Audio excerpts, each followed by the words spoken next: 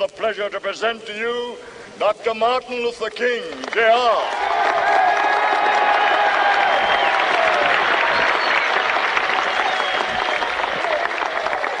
I am happy to join with you today in what will go down in history as the greatest demonstration for freedom in the history of our nation.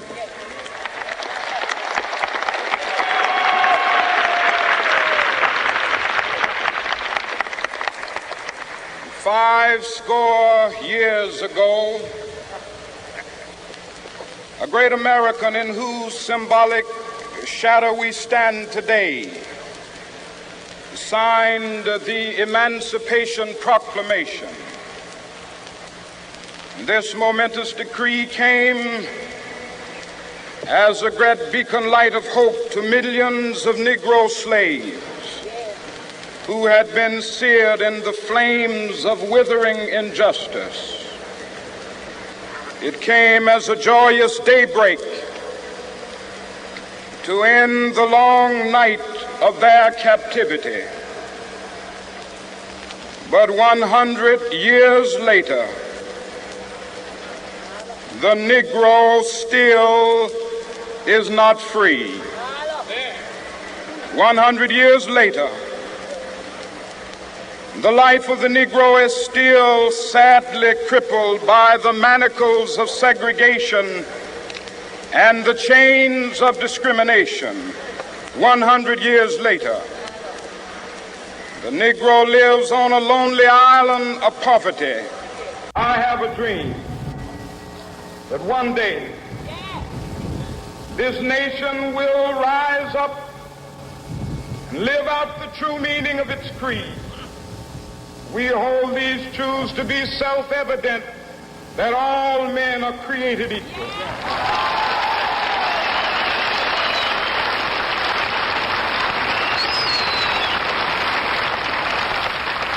I have a dream that one day on the red hills of Georgia, the sons of former slaves and the sons of former slave owners will they be able to sit down together at the table of brotherhood. I have a dream that one day, even the state of Mississippi, a state sweltering with the heat of injustice, sweltering with the heat of oppression, will be transformed into an oasis of freedom and justice. I have a dream. My four little children will one day live in a nation where they will not be judged by the color of their skin, but by the content of their character. I have a dream today.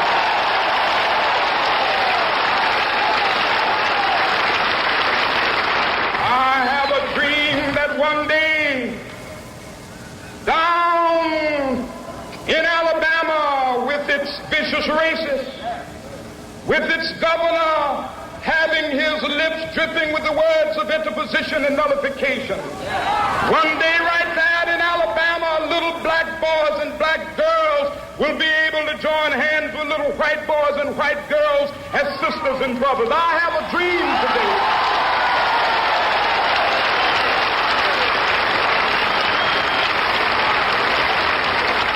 I have a dream that one day every valley shall be exalted, and every hill and mountain shall be made low. The rough places will be made plain, and the crooked places will be made straight, and the glory of the Lord shall be revealed, and all flesh shall see it together. This is our hope. This is the faith that I go back to the South with. With this faith, we will be able to hew out of the mountain of despair a stone of hope. With this faith, we will be able to transform the jangling discords of our nation into a beautiful symphony of brotherhood. With this faith, we will be able to work together, to pray together, to struggle together, to go to jail together, to stand up for freedom together, knowing that we will be free one day.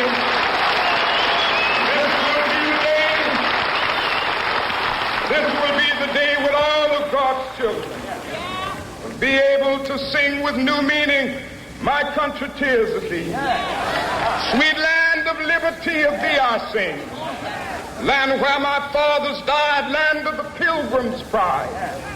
From every mountainside, let freedom ring. And if America is to be a great nation, this must become true.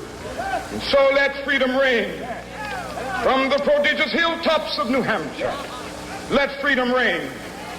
From the mighty mountains of New York, let freedom ring. From the heightening Alleghenies of Pennsylvania, let freedom ring. From the snow-capped Rockies of Colorado, let freedom ring. From the curvaceous slopes of California. But not only that, let freedom ring from Stone Mountain of Georgia. Let freedom ring from Lookout Mountain of Tennessee. Let freedom ring from every hill and molehill of Mississippi, from every mountainside. Let freedom ring, and when it happens, when we allow freedom ring, when we let it ring from every village and every hamlet, from every state and every city, we will be able to speed up that day when all of God's children, black men and white men, Jews and Gentiles, Protestants and Catholics, will be able to join hands and sing in the words of the old Negro spiritual, free at last, thank God.